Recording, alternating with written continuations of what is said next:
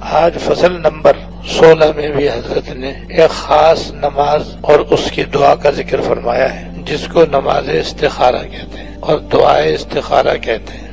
یہ بھی بڑی اہم نماز ہے اور اس سے آدمی کے بڑے بڑے پیچیدہ مسائل حل ہوتے ہیں۔ بعض مرتبہ آدمی کسی اہم کام کے کرنے نہ کرنے کے بارے میں متردد ہوتا ہے اور یہ فیصلہ کرنا مشکل ہوتا ہے کہ اس کو کروں یا نہ کروں، کیا کروں کیا نہ کروں۔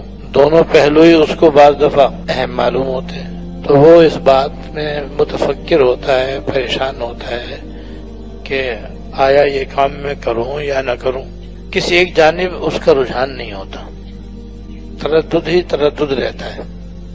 تو ایسی صورت میں ہمیں ایک نماز حضور صلی اللہ علیہ وسلم نے بتائی ہے اور سکھائی ہے کہ اس کے پڑھنے سے تردد ختم ہو جاتا، اور اس میں جو دین اور دنیا کے اعتبار سے جو پہلو خیر کا ہوتا ہے، نفع کا ہوتا ہے، فائدے کا ہوتا ہے، بندے کا اس کی طرف رجحان ہو جاتا ہے۔ اندازہ کرو کتنی بڑی مشکل کا یہ کتنا آسان حل ہے۔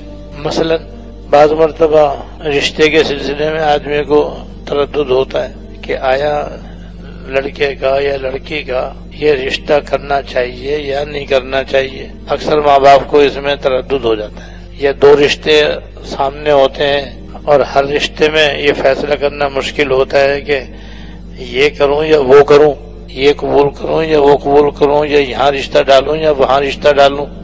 آدمی متردد رہتا ہے، حیران رہتا ہے، پریشان رہتا ہے۔